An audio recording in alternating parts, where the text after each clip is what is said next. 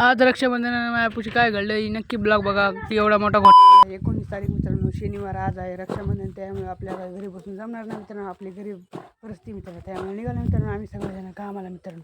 तुम्ही आता दाखवतो मित्रांनो पुढे तो कामाला जायचे मित्रांनो. सपोर्ट करा मित्रांनो. घरी रक्षाबंधन अजून सुद्धा घरी बसून जमत नाही मित्रांनो, आम्हाला सपोर्ट करा मित्रांनो. आता बघा तुम्हाला दाखवतो मित्रांनो, खरं वाटत नाही दाखवतो मित्रांनो. कामाला जायचं एरिया मित्रांनो.